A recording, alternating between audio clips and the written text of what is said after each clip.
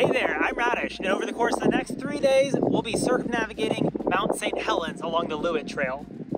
Now, Mount Saint Helens is, of course, the iconic Pacific Northwest volcano behind me that famously erupted in 1980 and blew the entire top and north face of the mountain clean off. So I'm really excited to backpack the Loowit Trail because it goes through some fascinating landscapes. Now, stick around to the end of this video when we meet back here and I'll go over a quick and dirty trip report of the trail. But before we do that, we've got a lot of hiking ahead of us, so let's get to it.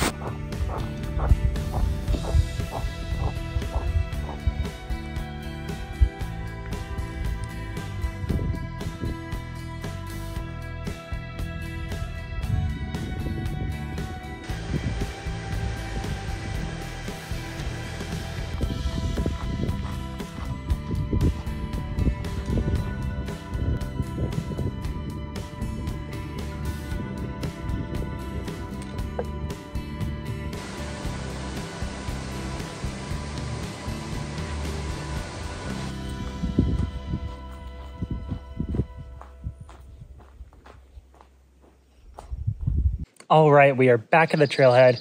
That was the Loowit Trail, circumnavigating Mount Saint Helens. I'm Radish, and before I go into a quick trip report of the past 3 days, if you haven't already, please subscribe to my YouTube channel below. It really helps me out, and I post a ton of other cool content on Instagram, so you can find me on there, at RadishUprooted as well. All right, now for some details of the trip. I thought this was a fascinating loop around the mountain. I think it's my favorite around the mountain trail of the Pacific Northwest volcanoes. It's just such an interesting geological landscape with the eruption and all the different flows across the mountain. So on night one, I got to the trailhead after work. This time of year, which is the last week of June, the only trailhead that was open was Marble Mountain on the south side. So that's where I started. The only restrictions for this trail is that you can't camp during a 10-mile window from the South Fork of the Tuttle all the way to Windy Gap. That's in the blast zone and that's under research. So there's no permits needed or anything for the rest of this hike. So I decided to go clockwise from Marble Mountain Snow Park. The first night I clocked about 5 miles. I went up the Wormflows Climbers route to Chocolate Falls, and then I started wrapping around the mountain, and I camped just past Monitor Ridge on a beautiful lava flow. Day 2 was gonna be the big day because I had to make sure I hiked through the no camping zone. And day 2 takes you across the west side of the mountain and the north side over to the northeast side. The west side was pretty untouched old growth forest with a lot of different lava flows and deep, deep washouts. The washouts on the west side aren't to be underestimated. They're super steep and super loose. It's all just that fine, scree, sand, ash that if you've hiked around the volcanoes in the northwest, you know what I'm talking about. Some of them even had ropes tethered to trees at the top of the banks so that you can use those to climb down and climb back out. None of the river crossings were dangerous. Most of them were honestly just trickles that you could keep your feet dry for. That's another thing to keep in mind on this trail, is that water is pretty scarce, so make sure you're being a little bit more conscious of how much you're carrying and where you're planning your water carries than you would on another typical Pacific Northwest hike. By the time you're climbing out of the South Fork of the Tuttle, you're entering the blast zone, and the landscape changes dramatically. It's just vast fields of pumice, flattened trees that are all blown exactly the direction away from the blast. It's a really bizarre landscape, and I can't recommend hiking through it enough. As you wind your way out of the blast zone, you climb up Windy Gap and you leave the camping restricted area. So I camped just past that on the Plains of Abraham, this giant pumice field. Day 2, I clocked somewhere around 18 miles. I woke up on day 3 surrounded by a herd of about 20, 30 mountain goats at least, with a couple little kids with them as well. So that was a really special moment. And the rest of the day, I worked my way around the east side of the mountain back to the south side through some smaller washouts, some pumice fields, and a lot of lava flows until I got back into the forest and met up with the worm flows climbing route. When all is said and done, I clocked about 33 miles and a little over 8,000 feet of elevation gain on this trail. Your mileage might vary. I would recommend doing the Loowit Trail around St. Helens either early summer or late season in the fall. It's really sunny and exposed and pretty dry for hikes in the Northwest. So midsummer, I think it would not be a super enjoyable experience. But overall, this trail was super, super interesting and really enjoyed a hike. Well, that's it for the Loowit Trail, y'all. If you have any questions, please leave them in the comments below and I'll make sure to respond to them, or you can reach out to me directly. Again, if you haven't already, please subscribe to my channel and then head on over to Instagram and you can check out some more adventures there at Radish Uprooted. All right, happy trails.